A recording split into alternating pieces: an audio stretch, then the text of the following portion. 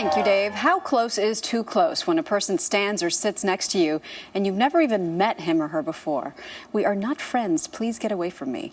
We all have our limits, and early show special contributor Taryn Winter Brill went on a mission to test the boundaries of personal space. With a livable surface area of nearly 12 million square miles, but a population of more than 7 billion people, planet Earth gets pretty crowded. And over the course of an average day, we've all had those moments where you just need a little more elbow room. So what are the rules of personal space in public places?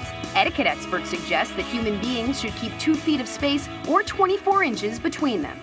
Does this feel comfortable to you? Yeah, it's good. This is what you're used to? Yeah, I don't like it when people are too close to me.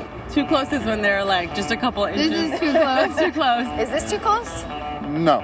Is this too close? That's close enough. Now, most of us know the unwritten rules of elevator etiquette. Find the least crowded spot, keep your eyes forward, and your mouth shut. But what happens when you break those rules? We took over this elevator security camera to find out.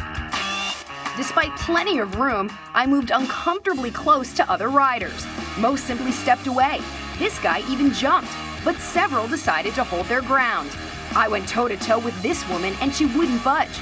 And this woman, who stayed pressed against the back of the elevator, may have remained calm, but she felt something very different. I had a moment where I was kind of wanting to push you or shove you or punch you or yell at you. I'm glad you didn't. Thank you. Lucky for me, the average elevator ride lasts just 30 seconds.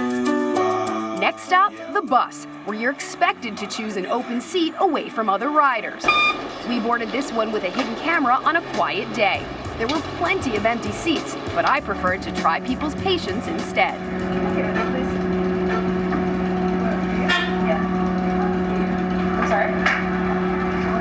This woman was kind enough to point out the very obvious available seat right in front of her, while this guy made no objection to my sitting next to him, though he did get off at the very next stop.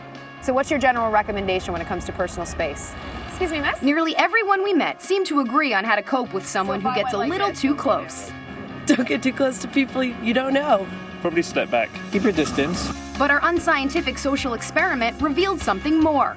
When confined to small spaces, like in the elevator, people were more prone to protect their territory. While those we approached in wide open spaces, like at this park, rarely moved at all. And this woman even struck up a conversation. How you doing? Hi. Because sometimes it's worth giving up a little personal space for pleasant company. By what? Michael Grinbaum of the New York Times is back this morning to answer your etiquette questions. Good morning again. Good morning. These experiments are so fun to watch. I know. Let's start with elevators. And I thought Taryn played the role beautifully of the clueless, annoying person who, when there is plenty of room around you, still insists on standing close. I can't get into the mindset of somebody who thinks this is okay to do, so I don't know the best way to talk to them. So please help us. There's a viewer who tweeted this question. When someone is standing too close to you in the elevator, what is the most polite yet least awkward way to tell them to back off? Well, I think the first step, no pun intended, is to take a medium-sized but conspicuous step away from this person.